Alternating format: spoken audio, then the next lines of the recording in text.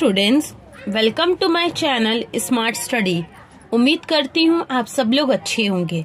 तो students, last class में हम लोगों ने प्लैनेटेसिमल हाइपोथेसिस को पढ़ा था, लेकिन स्टूडेंट्स इस प्लैनेटेसिमल हाइपोथेसिस में बहुत सारी कमी थी, जिसे आगे चलकर साइंटिस्ट ने जब रिसर्च किया तो इसमें पाया।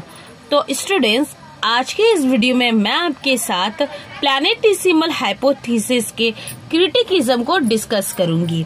लेकिन स्टूडेंट्स, वीडियो स्टार्ट करने से पहले आपसे एक छोटी सी रिक्वेस्ट है। अगर आप मेरे चैनल में नए हैं और चैनल को अभी तक सब्सक्राइब नहीं किया तो चैनल को सब्सक्राइब कर ले और वीडियो पसंद आने की सूरत में इसे लाइक और शेयर करना ना भूले।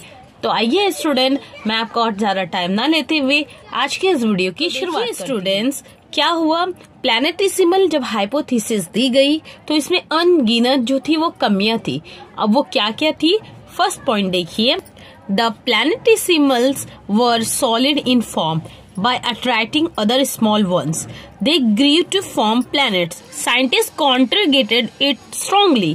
क्या बोला जा रहा है कि प्लैनेटेसिमल हाइपोथेसिस में, जैसे कि मैंने आपको पढ़ाया था कि जब प्रोटोसन के करीब से आपका इंट्रूडिंग स्टार गुजरा तो क्या हुआ, प्रोटोसन का बहुत सारा मटेरियल्स बाहर निकल गया, स्टार को फॉलो कर रहा था। लेकिन प्रोटोसन जो था उसका ग्रेविटेशनल फोर्स बहुत ज्यादा था और इंट्रूडिंग स्टार की स्पीड बहुत ज्यादा थी, वो बहुत स्पीड में पास हो गई, जिससे क्या हुआ, प्रोटोसन अपने ग्रेविटेशन की वजह से इन मटेरियल्स जो प्रोटोसन से निकला है उसे पकड़े रखा। टूटे हुए पार्टिकल्स है ना, उनके साइज काफी डिफरेंट है, कोई बहुत स्मॉल तो कोई बहुत लार्ज था। अब ये क्या हुआ, अब ये जो स्मॉल पार्टिकल्स थे इन्हें लार्ज पार्टिकल्स अपने करीब खींचने लग गए। ठीक है, साइंटिस्ट कहते हैं ये जो लार्ज पार्टिकल्स है ये कहाँ से ग्रो हो गए और कहाँ से स्मॉल पार्टिकल्स ग्रो हो गए। ये बहुत कंफ्यूजन वाली चीज है, जिसकी वजह से साइंटिस्ट जो है वो कंफ्यूज में रहे और ये भी एक क्रिटिसिज्म बना प्लैनेटेसिमल हाइपोथेसिस का। नाउ सेकंड आइए, Chamberlain could not explain why there are 9 planets in the solar system or why not one more or one less. No answer is there. क्या बोला जा रहा है कि चेम्बरलिन की जो हाइपोथेसिस है प्लैनेटेसिमल हाइपोथेसिस, इसमें क्या बोला गया कि ये जो स्मॉल जो पार्टिकल्स थे जो लार्ज पार्टिकल्स के साथ मिल गए थे, आखिर ये 9 प्लैनेट्स ही क्यों बनाए, 9 प्लैनेट्स ही क्यों बना, क्यों इससे कम नहीं बना, क्यों इससे ज्यादा नहीं बना। ठीक है, इसका भी आंसर नहीं मिला। अब आइए थर्ड पॉइंट की तरफ। Chamberlain's hypothesis does not offer any explanation about the cause of the motions of the planets. क्या बोला जा रहा है, ये जो चेम्बरलिन का हाइपोथेसिस है, क्या नाम है जिसका, प्लैनेटेसिमल हाइपोथेसिस, इसमें बोला जा रहा है कि जो प्लैनेट्स थे, ठीक है, जो आपका प्रोटोसन से जो निकला हुआ पार्टिकल्स था उसमें मोशंस कहाँ से आ गया। ठीक है, इसका कोई एक्सप्लेनेशन नहीं दिया।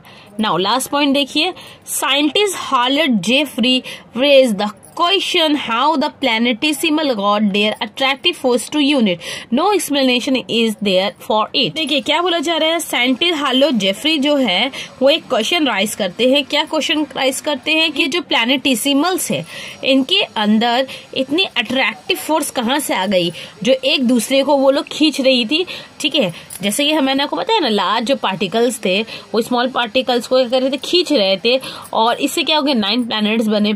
पहला बात तो 9 प्लैनेट्स ही क्यों बने और इससे कम से ज्यादा क्यों बने, ये एक पॉइंट बना। दूसरा क्या था, हार्लेट जेफरी क्वेश्चन राइज कर रहे हैं कि इनके अंदर इतनी अट्रैक्टिव फोर्स कहाँ से आ गई, जिसे प्लैनेटेसिमल हाइपोथेसिस में आपका एक्सप्लेनेशन नहीं मिला। ओके, जिसकी वजह से ये हाइपोथेसिस भी जो है ये कांस गैसेस मास हाइपोथेसिस और लैप्लेस नेबुला हाइपोथेसिस की तरह कैंसिल हो गई।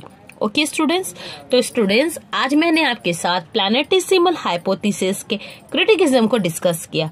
तो स्टूडेंट्स, मैं आज का अपना सेशन यही खत्म करती हूँ। अगर आपको टॉपिक से रिलेटेड कोई क्वेश्चन या क्वेरीज है तो आप मुझे नीचे कमेंट में लिखना, मैं इसका आंसर जरूर दूंगी।